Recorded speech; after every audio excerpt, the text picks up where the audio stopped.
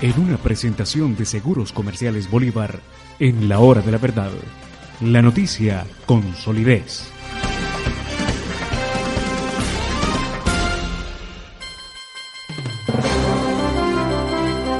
Doctor Jaime Castro, muy buenos días.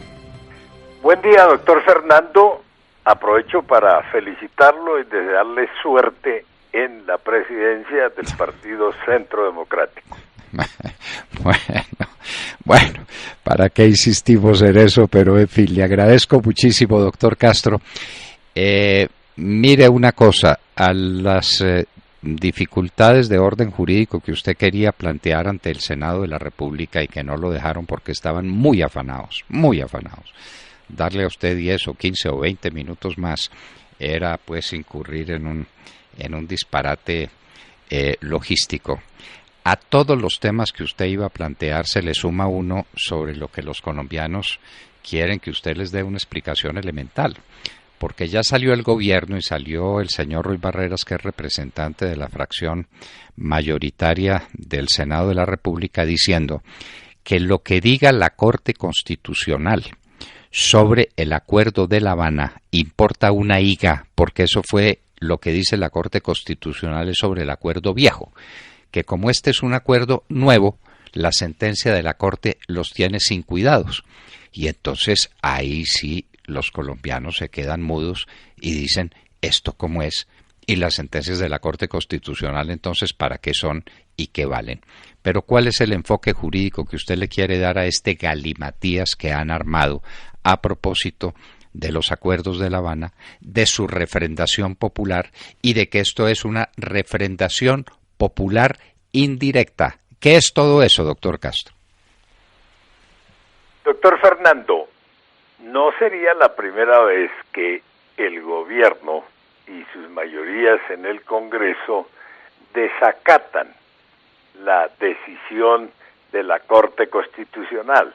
En este caso, la decisión contenida en la sentencia C379, que fue la que emitió la Corte cuando revisó la ley estatutaria que autorizó el plebiscito votado el pasado 2 de octubre.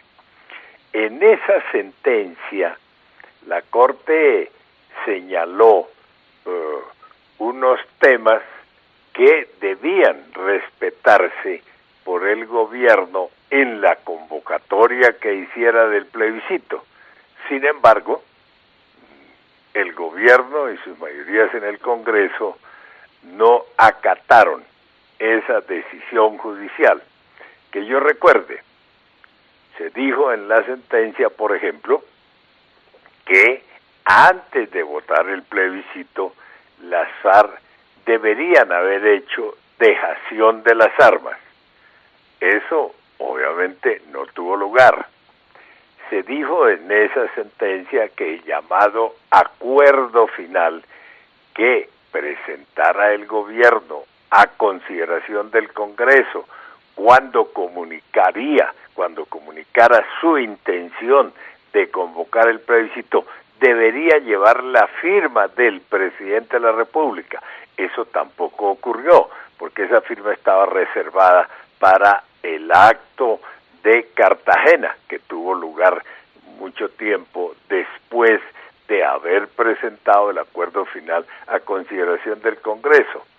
Se dijo que la pregunta que formulase el gobierno a la ciudadanía debería reunir determinados requisitos, y lo señaló la Corte.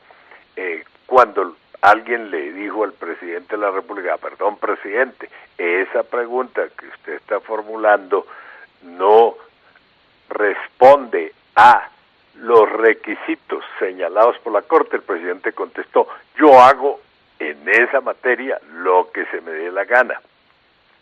Se dijo en la sentencia que era obligación de abrir una inscripción en los consulados del país para los colombianos residentes en el exterior que quisiesen votar el plebiscito. Eso tampoco tuvo lugar. De manera que en esta ocasión también igualmente desacatarían la decisión de la Corte. La Corte, no recuerdo exactamente los términos, en esa decisión recordó que si bien los congresistas representan al pueblo, no quiere decir que el pueblo haya transferido a ellos la soberanía de que son titulares. Simplemente los habilita, mediante la elección, a que actúen a nombre del pueblo. Pero el pueblo no se desprende, no transfiere, creo que es la palabra que utiliza, la soberanía de que es titular. Dicho en otros términos, el Congreso no es soberano, está habilitado por la elección de que fue objeto para tomar unas decisiones, las decisiones que autorice la Constitución, obviamente, la Constitución o la ley.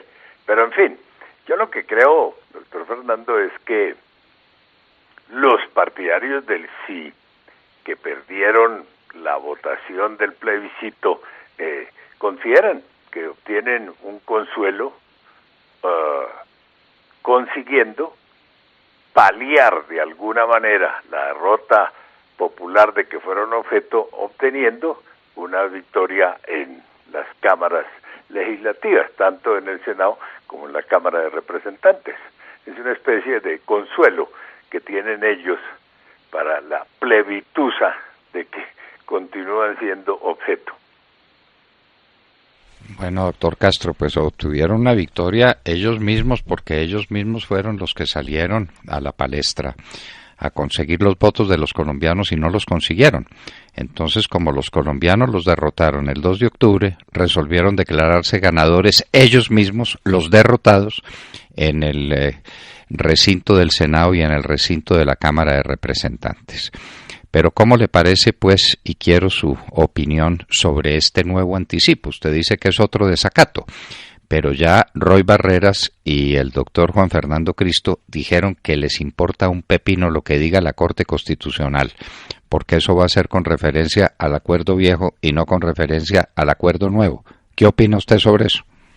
Bueno, a esas declaraciones de ellos, que no las conocía yo, había que agregar el reportaje del calificado jurista español Enrique Santiago, concedido al periódico El Espectador el sábado anterior, en las que expresamente dice: la refrendación del Congreso, si se llega a producir en los términos en que se espera, automáticamente es la refrendación ordenada en el artículo 5 del Acto Legislativo 1 del año 16, lo cual quiere decir que en forma inmediata empieza a regir el fast track y empieza a regir la ley habilitante.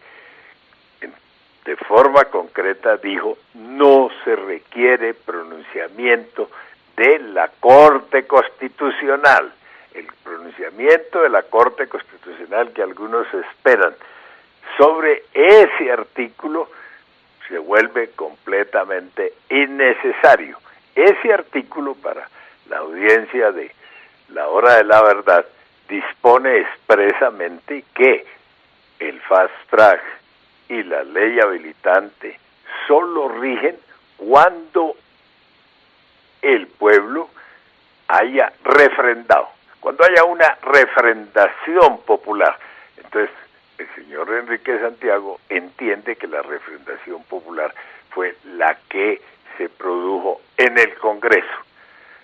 Los congresistas un poquito se cuidaron porque la proposición que aprobaron, que es exactamente la misma en Senado y Cámara, advierte que su decisión es política, que no es una decisión jurídica. Entonces, que no tendría la consecuencia jurídica de darle vida a el Acto Legislativo 1 del año 16. Vale la pena recordar lo siguiente, doctor Fernando. Cuando estaban debatiendo en séptimo debate el proyecto de acto legislativo que se convirtió en el número 1 del año 16, el que tiene el fast track y la ley habilitante.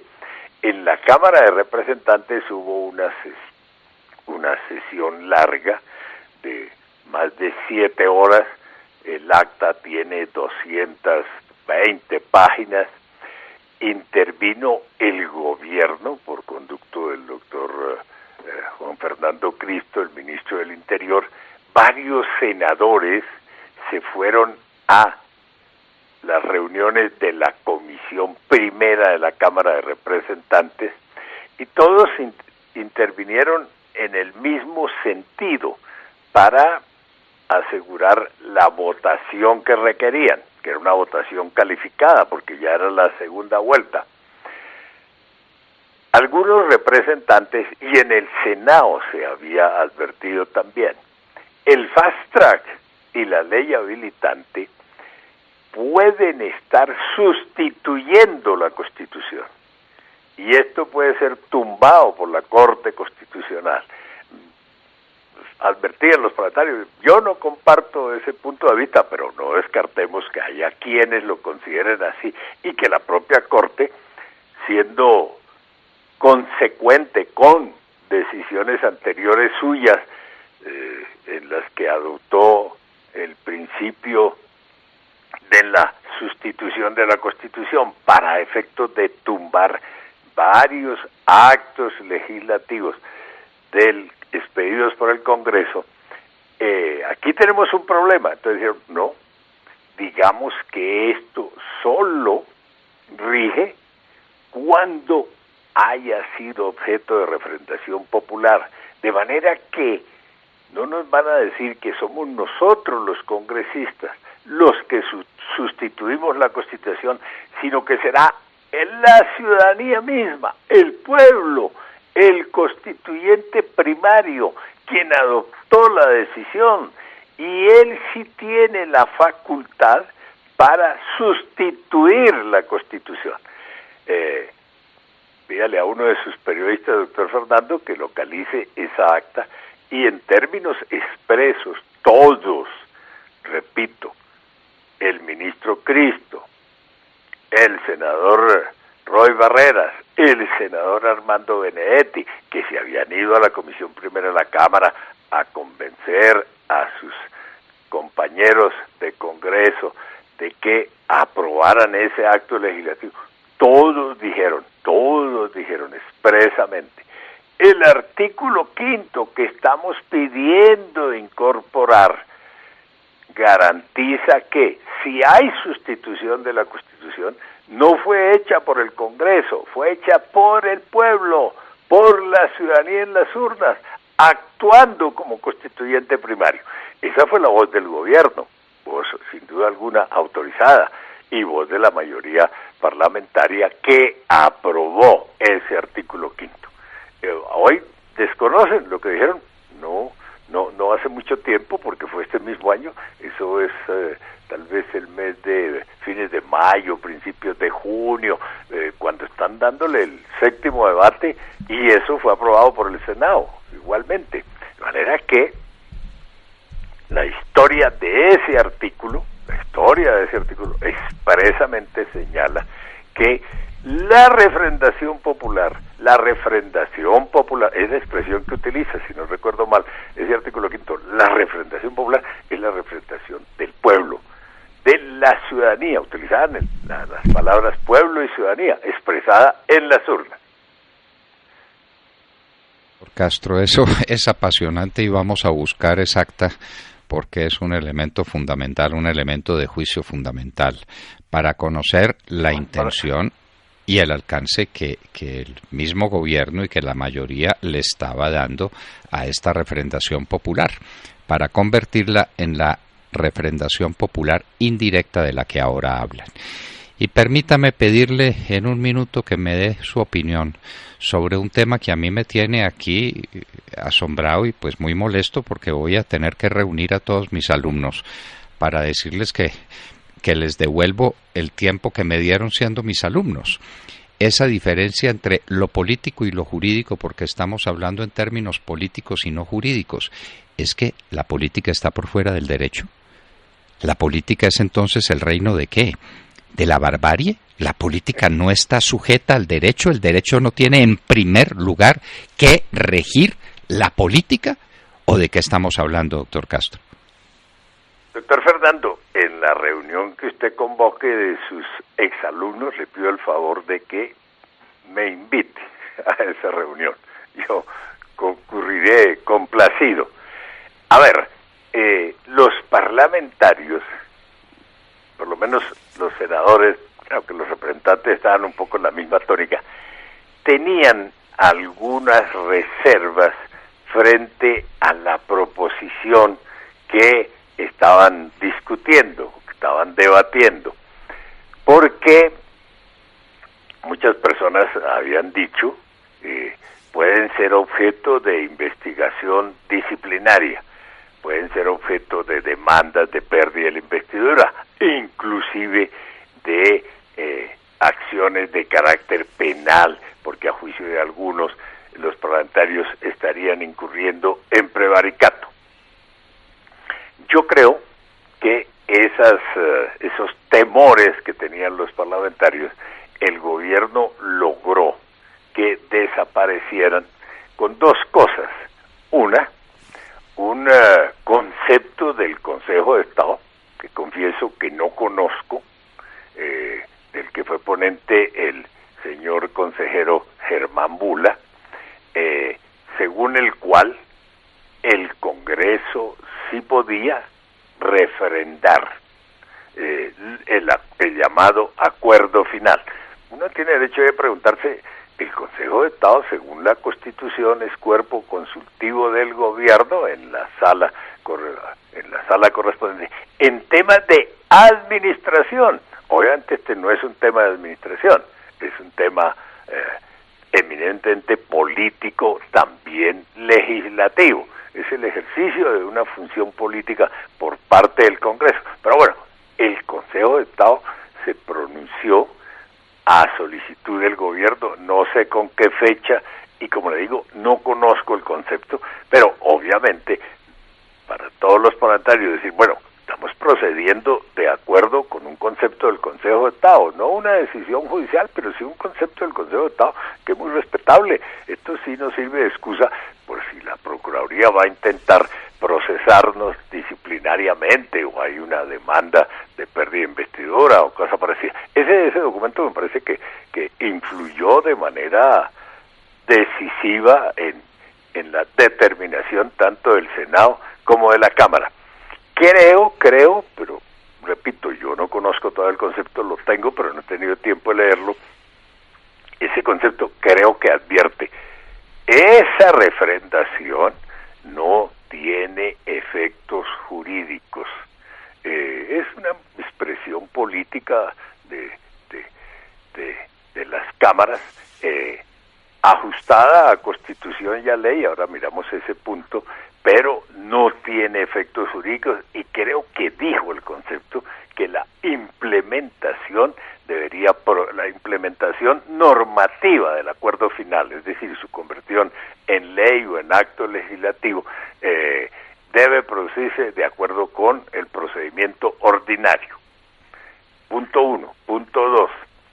Con base en ello y el cuidado que tuvo el gobierno, la proposición aprobada advierte, eso sí la leí, advierte, es una decisión política, no es una decisión jurídica. Yo creo que ahí están diciendo de manera expresa que no están decidiendo sobre la vigencia del acto legislativo 1 del 16, porque ya decidir sobre la vigencia de ese acto legislativo pues es tomar una decisión de efectos jurídicos, con carácter obligatorio para las autoridades, para la ciudadanía, para ellos mismos. Entonces, y ellos plantearon la proposición en términos de unos debates que están previstos en la Constitución, en la ley quinta, perdón, no están en la Constitución, en la ley quinta están previstos como unos debates que no son propiamente los de control político, serían como previos a la moción de censura, a la solicitud de moción de censura. Son unos debates un poco extraños que poco lugar tienen en el Congreso. Yo por lo menos no recordaba que existieran en la ley. Unos debates en que se le pide al gobierno que dé explicaciones sobre un determinado tema, que explique una política pública. Entonces, no es en relación con un proyecto de ley, no es un acto legislativo, es una cuestión de interés público que el Congreso quiere conocer, y permite la ley quinta que en desarrollo de ese debate se recabe, esa es la expresión que utiliza la ley quinta y que la repiten en la proposición, se recabe el apoyo de la administración para determinados efectos, para que se tomen determinadas medidas. Entonces, ese es el peso, el fundamento jurídico doble que tienen los congresistas para haber tomado la decisión que tomaron.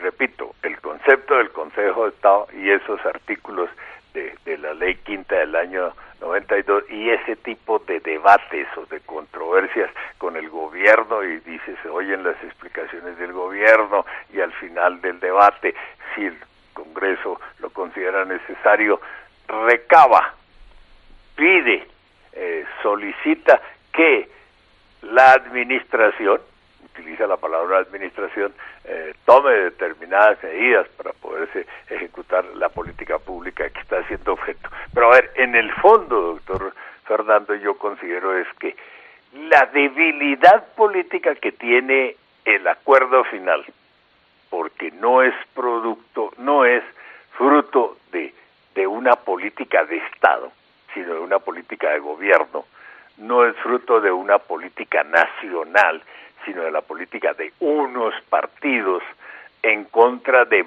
mayorías nacionales expresadas en las urnas. Esa gran debilidad política que tiene el acuerdo final, buscan las mayorías parlamentarias y el gobierno que las maneja, buscan superarla, obviarla, mediante toda clase de artilugios jurídicos, de amañes de carácter jurídico. Yo creo que en el fondo lo que hay es eso, repito, una gran debilidad política del acuerdo final, porque no es una política nacional, porque no es producto de una política de Estado. Quieren remediarla, quieren superarla, subsanarla, a través de expedientes jurídicos que no están hechos para esos efectos, y como no están hechos para esos efectos, producen todos estos enredos que conducen aún más a la ilegitimidad del sistema político. Eso no hay duda, que sectores de opinión cada día mayores dicen, bueno, pero perdón, todos queremos la paz, todos queremos que las FARC se desmovilicen, que renuncien a su condición de organización rebelde, ni más faltaba que no, que dejen de ser una organización terrorista, que no se financien con el narcotráfico. Ese es el mayor logro del proceso de paz, todos lo queremos, pero no tienen para lograrlo que desconocer, violar valores y principios fundamentales de lo que es un Estado de Derecho, de lo que es una institucionalidad democrática, de lo que es el respeto a las reglas de juego, de lo que es el gobierno de leyes. Pero ellos entran en esos atajos, para ver si a través de ellos logran, repito, superar la debilidad política del acuerdo final. Qué bien hubiera hecho el Senado de la República escuchando al doctor Jaime Castro. Estos son temas sustantivos para la vida de la nación, son temas esenciales.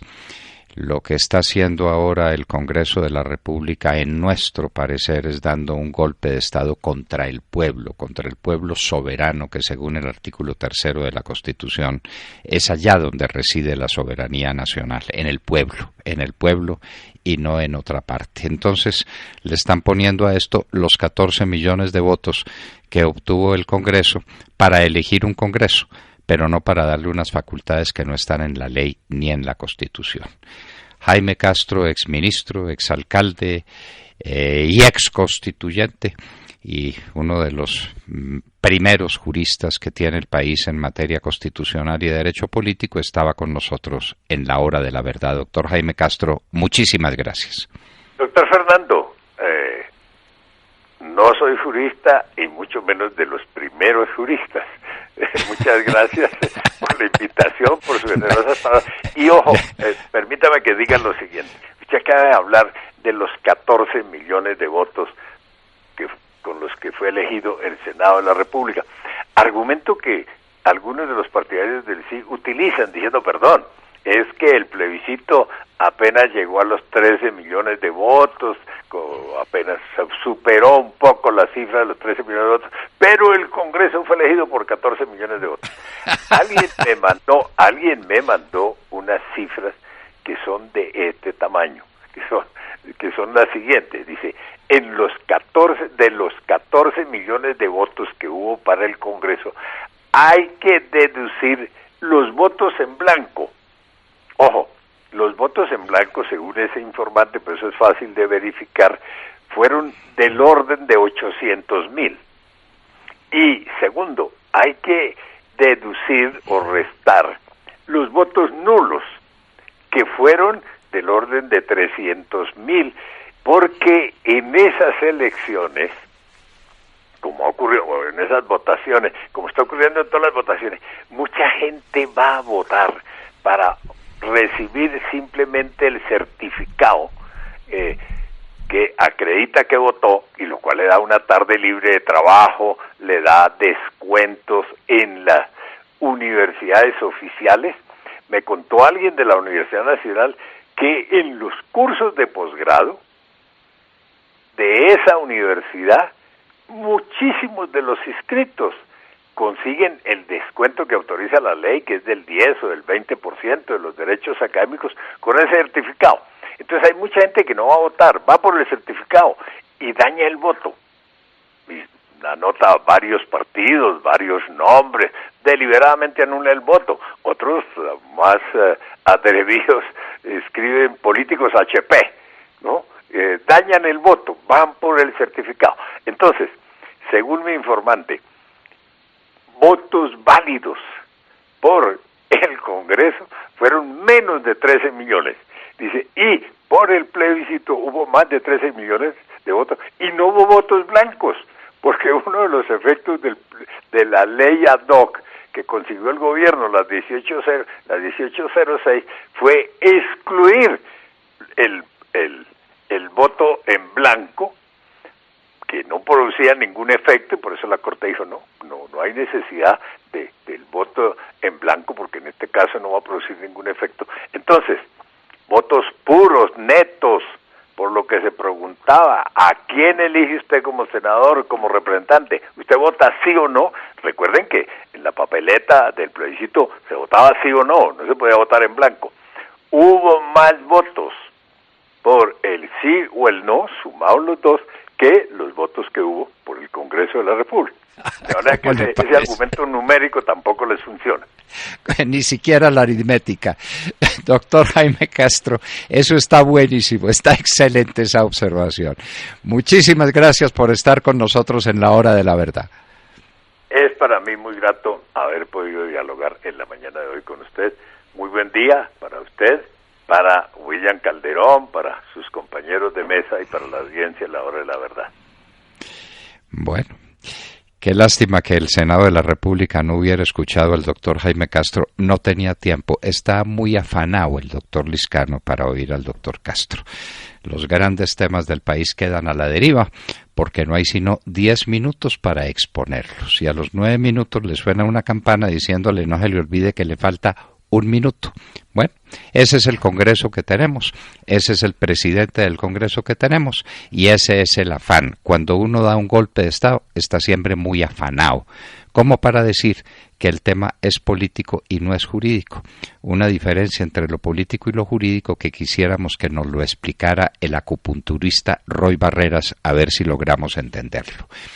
El doctor Jaime Castro, ex ministro, ex alcalde de Bogotá, ex constituyente, estaba con nosotros en la hora de la verdad. Son ya las 7 de la mañana, 17 minutos.